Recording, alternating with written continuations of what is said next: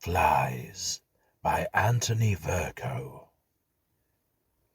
Here is the story as I got it from the tramp himself, an ex-university don, I believe, who had come down in the world through some misadventure, and who now lay close to death's door in the workhouse infirmary.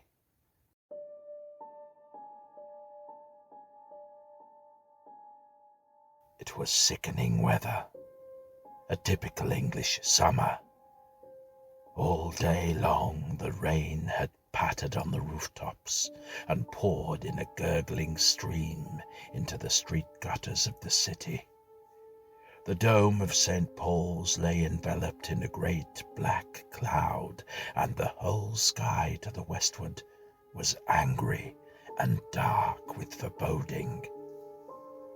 Towards the dusk, the rain ceased for a while, and I crept out from the crude shelter of an arch to find some more tempting spot in which to spend the night. Not that it was cold, far from it. The atmosphere was almost tropically oppressive, and grew worse as still the thunder held off. But I was sick and faint from want of food, and longed with all the fever of despair for a clean, soft bed and palatable fare before I finally handed in my checks. It was while I dragged myself painfully in the direction of High Holborn that I first saw the house. Would that I had been mercifully obliterated at that moment by some passing lorry, than live to repeat this tale. It was an old-fashioned dwelling, like many are to be seen in that district, relics of Elizabethan times. It smirked at my misery through its diamond-paned windows, challenging me. A notice was plastered across a signboard protruding above the portal, bearing the heaven-sent words, "To let." The hour was late, the street practically deserted, and my head seemed to reel under the weight of the unexploded storm. As if to aid me in making up my mind, a large splash of rain, as big as a penny, fell with a soft plop onto my forehead. It was warm and sticky, like the night outside, and I hesitated no longer. Within that smirking, self-satisfied, wise old house lay refuge from the deluge which threatened. Cautiously, I approached the door. It was locked, of course. I examined the window fastenings of the ground-floor window and cursed my usual bad luck. Then a weakness in the lead round one of the diamonds caught my attention. I glanced quickly to my right and left. The policeman at the corner had his back to me. Two couples hurried by. Another quick look. I was unobserved. A tinkle of breaking glass, a thrust of the arm, a turn of the wrist, and the window was open. Open and beckoning. I scrabbled with my hands on the window ledge and painfully drew myself up. The effort cost me what little strength I had left, but at last I lay, exhausted though triumphant, inside. I don't know how long I remained there, gasping on the floor, my heart hammering in my breast, my temples knocking. It may have been an hour, or only a few moments. Perhaps I fainted. Remember, I had had no food for 3 days. But at last I rose, closed the window again to avoid suspicion, and felt in my pockets for an odd match. I found one, struck it. Then, at what its light revealed, I nearly dropped it. The room was furnished, splendidly furnished, in a style 3 centuries old. A 7-fold candelabra gleamed metallic on the mantel, and I hurriedly applied my wavering match to it that I might see better. I held my hand over the flame, thinking that my weakness was playing tricks with me, but no, it was true. I, a hungry, homeless vagabond, had found sanctuary in a home beyond my wildest dreams, an antiquary's paradise. Carrying my candelabra, I advanced to the door. Then, on the threshold, I halted. A sudden fear had shaken me. The house I had seen from the outside had looked bare and empty, and there had been that "To Let" sign to confirm its appearance. This house, on the contrary, was comfortably, even sumptuously furnished, and it had the feel of a house that is lived in. Suppose I had made a mistake.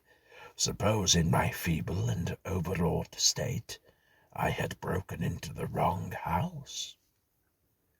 I could expect little mercy at the hands of the occupants. There was a policeman at the corner, and I was virtually a burglar. I realized how tame my excuses would sound as he hauled me off with him to the station. Prison? Yes, there was always shelter there. But my old pride had always forbidden me to avail myself of it. Pride. I laughed, remembering my condition. And then I first heard it. It seemed to come from within my brain, a low-pitched buzzing, and I began to wonder what new trick my failing strength was playing on me. The sound droned on, sometimes increasing, sometimes decreasing in volume, but never finally abating, like the noise of a distant aeroplane performing gyrations over the house. I shook my head stupidly as I stood by the door, hoping thereby to stop it, as one stops the sound of ringing or singing in one's ears, but to no avail. The clamour persisted until I felt as though my head was resting against a hive of busy bees. Then, as this simile occurred to me, I became conscious that the room was growing warmer. I swayed a little and stretched out my hand to the door. It opened easily, and a moment later I stood in the hall, and almost immediately I realized that the buzzing had stopped. By the light of my candles I marked a little door in the passage, which presumably led to the kitchen, and I staggered towards it, where food might lie. The long flight of oak stairs, trending upwards, I disregarded for fear of waking the householder. Cautiously I pushed open the little door and stepped through. Oh, I was in a kind of parlour, and beyond, through another door, I could see the kitchen. I lifted my candelabra and gazed about me. To my right, a second door showed me where the housekeeper slept. I looked to my left and nearly cried out with excitement at what I saw. Spread on a small oak table was the most delicious repast I could have hoped for. I stumbled towards it, and, setting down my light, began to eat ravenously. All moral scruples vanished at the sight of food. I was a man. I was starving. Surely none would deny me the means to stay those gnawing pangs. And then it came again, a low, continuous buzzing, but not in my head this time. My head was clear. I set down my glass, which I had filled from a beaker with some sweet wine, and listened. The sound seemed to come from the housekeeper's room. I filled my mouth and, approaching the door, bent my head to the crack. Buzz! Yes, unmistakably it came from within. I put my eye to the keyhole, but the room was in darkness. A queer temptation came to me to trace this sound to its source, and, at risk of waking anyone who might be sleeping inside, I placed my hand on the knob and cautiously turned it. Almost immediately, the sound of buzzing stopped. Slowly, very slowly, I opened the door and peeped inside. Then I think my heart froze. Supported across 2 chairs was a long wooden box whose shape filled me with an unnameable dread. 2 3-branch candelabra stood with their fuel guttered out upon the floor, and in the corner of the room was a 4-poster bed with tumbled clothes. The lid of the coffin was off. At first, by my candlelight, I thought that the occupant of the coffin was a black person. Then, as I peered, horror-stricken by my gruesome discovery, the ghastly buzzing recommenced. It seemed as though a veil was plucked simultaneously from the corpse's face, leaving what had been mercifully hidden bare in all its festering corruption to my revolted gaze. I stifled a cry and stepped backwards to the door, shutting my eyes to the white baldness of that putrefying thing in the coffin, while I held my breath to withstand the stench that arose from it.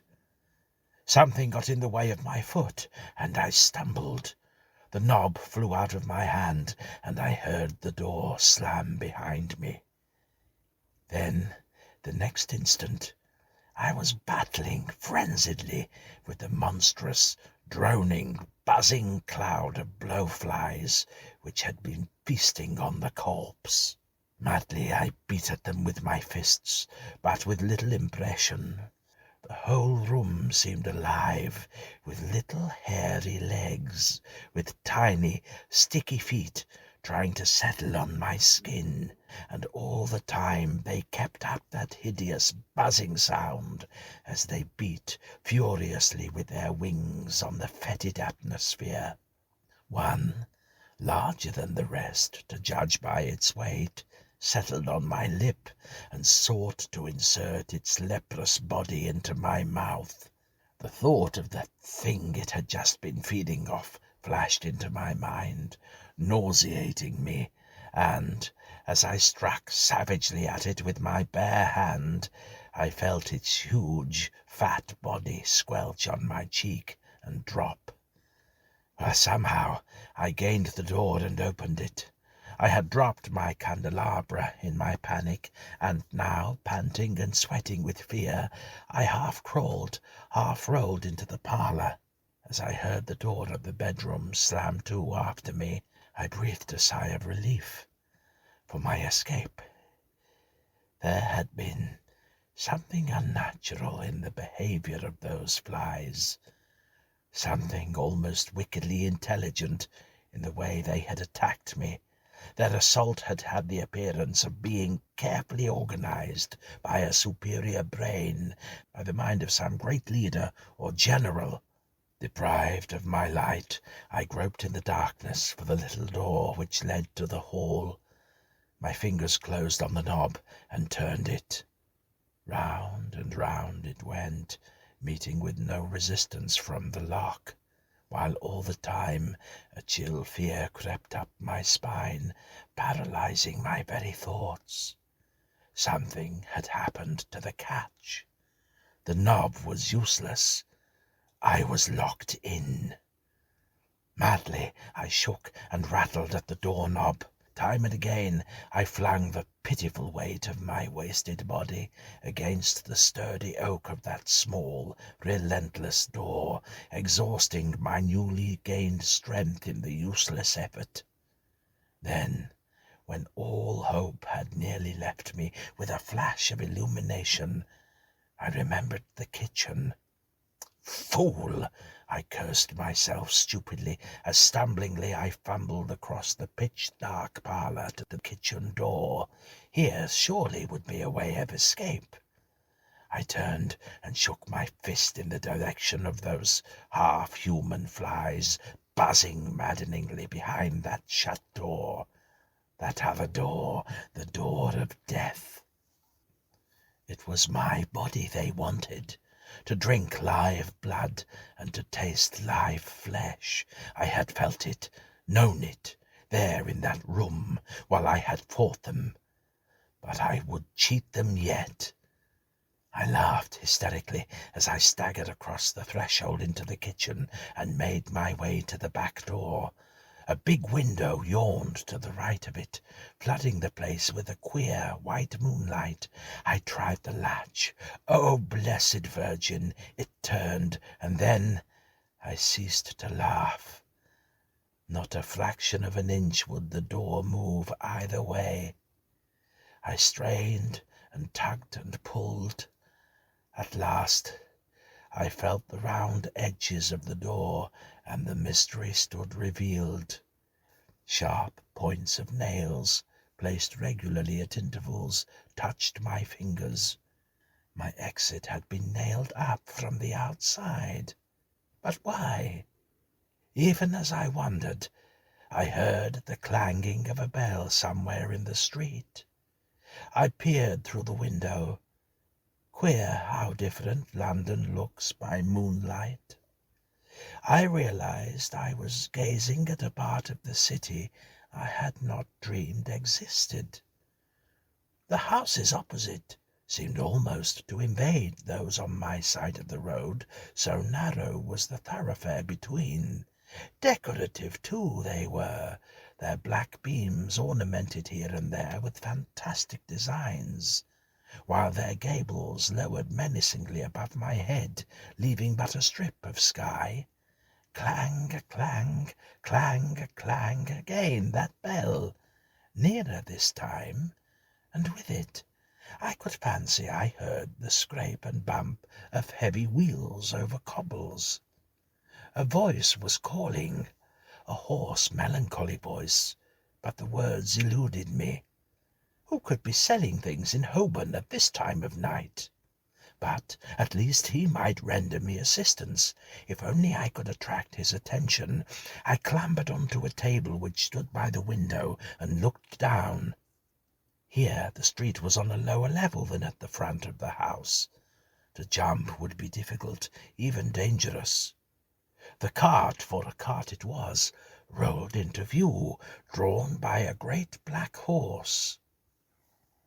A man was leading it, ringing a bell, and occasionally shouting his melancholy cry, while behind him on the cart itself another man was sitting, queerly silent. There was a lantern on the table beside me, and, luckily finding another match, I lit it, moving it slowly from side to side in front of the window. Soon they would see it. They would stop their cart below me and let me jump into the clean comfort of the open street. Anything rather than stay another moment in the evil silence of this uncanny house. Ah, he had seen me and was looking up at the window. What was that he was calling? I smiled at him and nodded, beckoning him nearer. Now his words became clearer. Was I mad? I knew nothing of the corpse in the other room. Yet why did he point up at me like that? Why chant that unearthly cry of his? Bring out your dead! Bring out your dead! He pointed to the back of his great ponderous cart. It was full, heaped high with what? Shuddering, I saw that the torturous mass tangled in the back of the cart was human freight, and as a shaft of moonlight fell for an instant across them, I could see that some were not yet dead. Scarce understanding, even then, what it meant, I looked across at the darkened doorways of the houses opposite and gasped. Each door was marked with a large cross, the cross of despair, the cross of humanity, the cross of the plague. The cart rumbled on, and I let it go. I was dazed with the meaning of it all.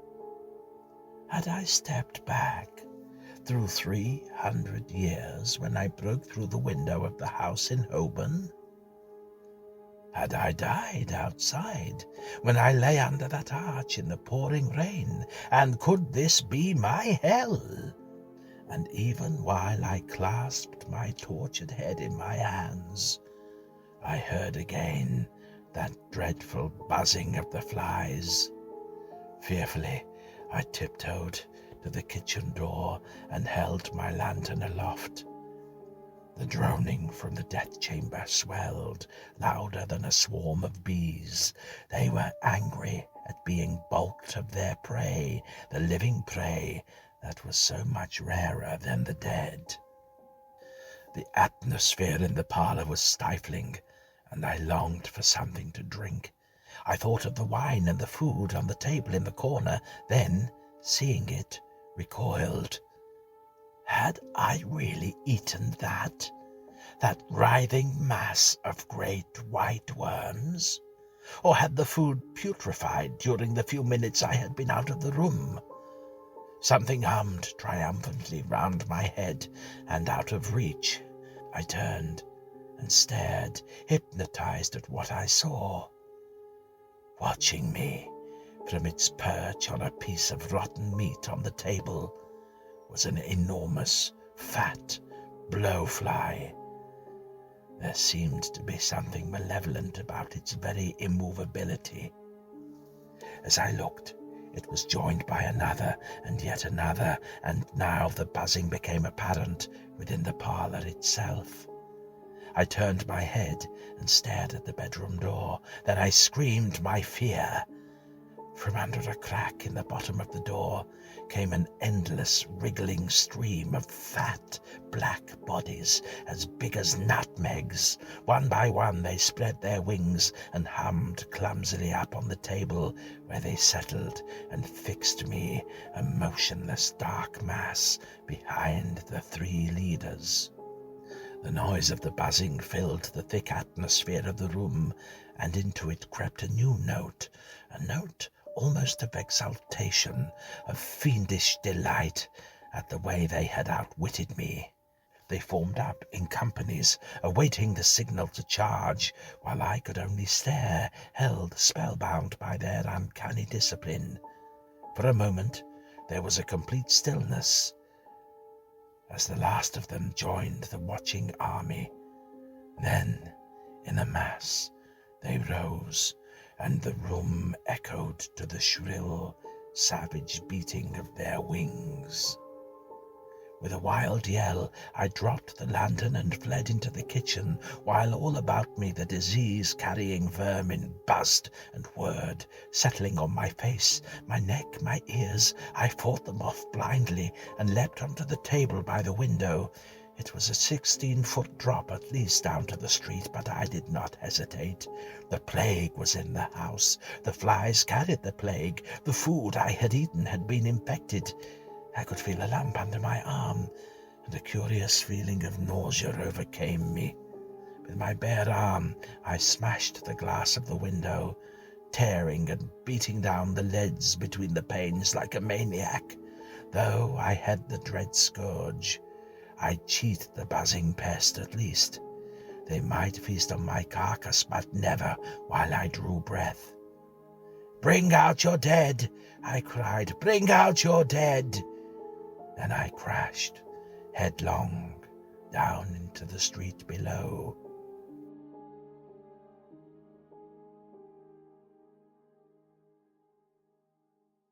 Here the tramp left off, and the doctor added his portion to the tale when I met him outside the ward and walked with him to the infirmary door. He was picked up in a street off Holborn, run over by a lorry, broken legs, nearly dead with starvation, poor fellow, and naturally light-headed. can't get that nonsense he's just told you out of his head. But that night at home, I found myself wondering if it was nonsense. There was no sign of a house such as he had described, not in that particular corner of Holborn, which the ambulance driver pointed out to me was the spot where the tramp was found. But a well-known authority informed me that the road there crosses the site of one of the many plague pits which harbour the bodies of the victims who died as a result of the Great Plague.